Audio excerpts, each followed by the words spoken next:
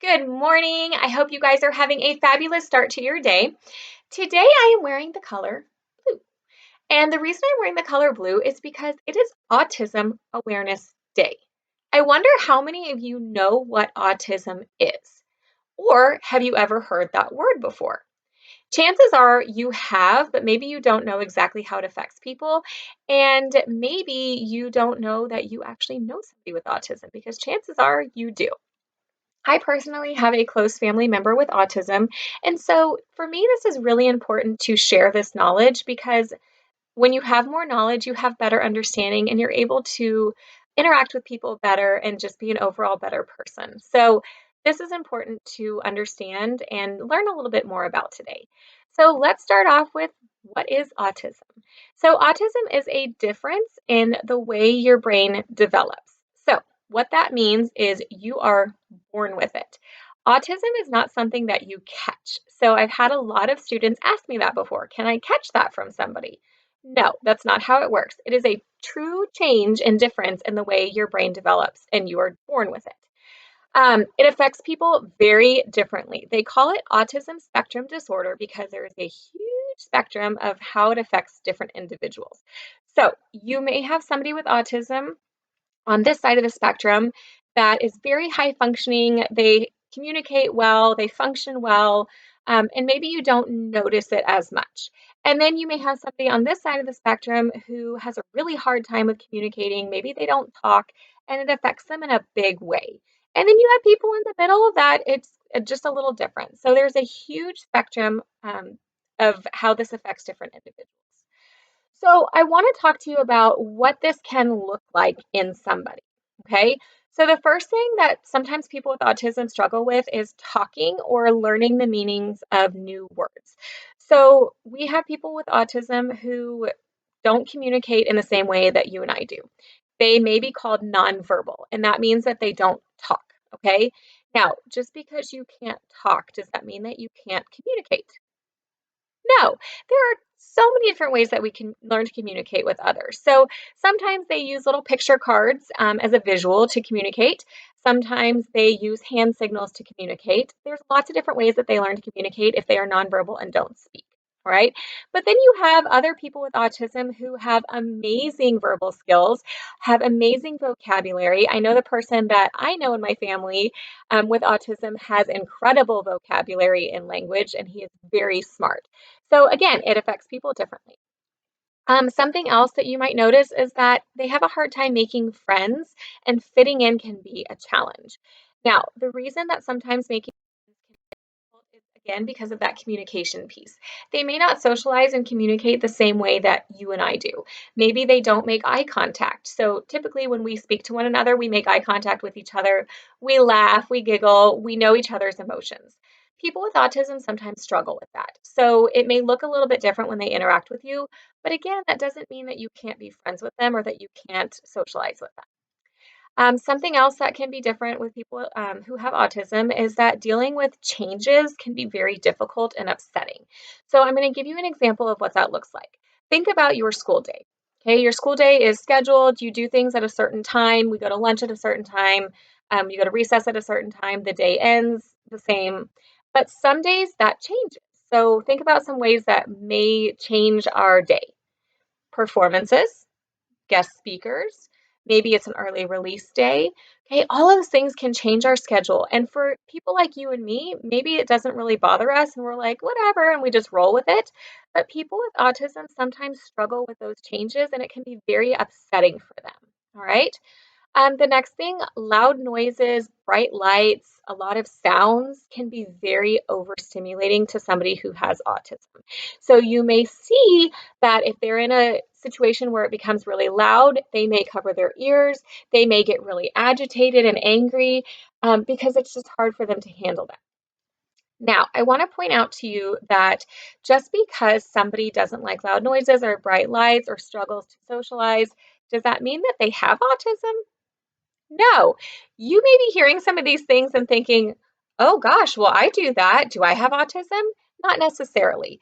I personally don't like a lot of loud noises. It's very overstimulating for me and it kind of gives me anxiety. That doesn't mean I have autism.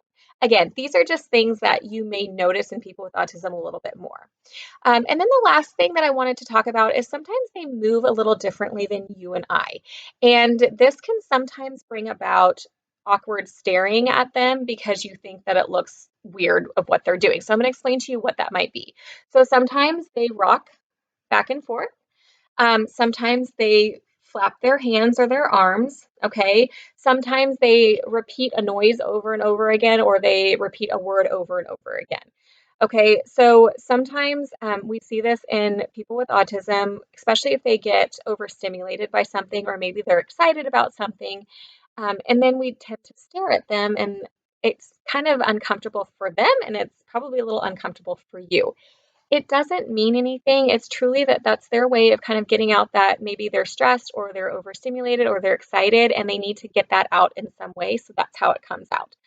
For you and I, maybe when we get overstimulated or excited, we run around like crazy, right? Everybody has their own way of getting out that energy and channeling it to something else. So again, it's different than maybe you and I, but it's okay. So, can you be friends with somebody who has autism? Absolutely. Okay. Again, they may communicate differently than you. They may act a little differently than you, but that doesn't mean that you need to just completely ignore them and not be their friend. You may have to learn how to be their friend a little differently than what you're used to.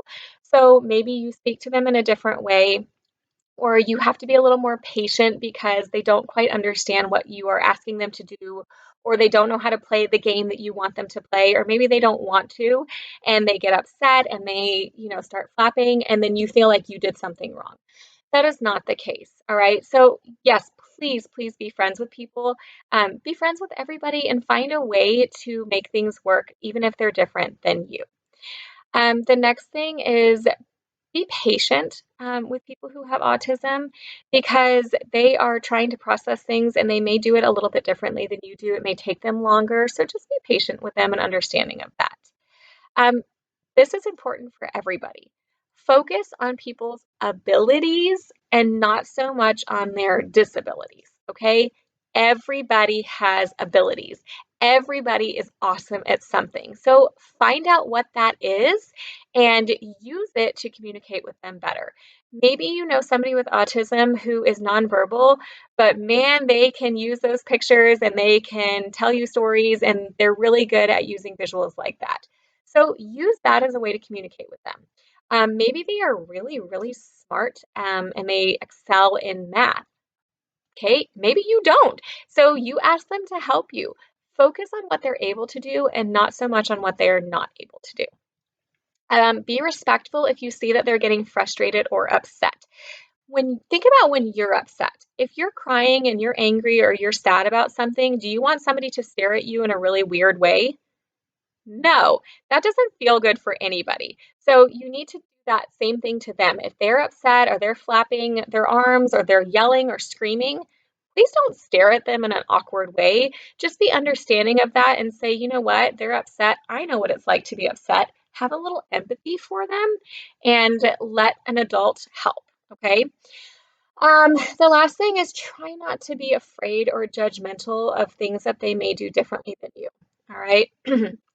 We don't want people to judge us for our differences, so you don't judge other people for theirs. Okay?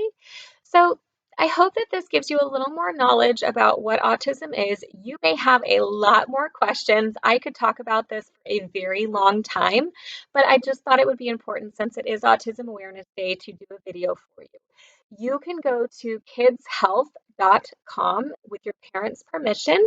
And if you search the word autism, you can learn a lot more about what it is and how you can help somebody with autism, how you can communicate with somebody who has autism. And again, that knowledge that you gain from that, learning about others, just makes you a more understanding and compassionate person. All right. So I hope that you do that. I hope you take time to research a little bit more. Yes, today is Autism Awareness Day, but that doesn't mean that this is the only day that you can learn more about it, read books about it, and help others understand more about it. So I hope that you take time to do that. Have a wonderful day. Maybe go put on your blue in support of it, and I will see you guys for tomorrow's video.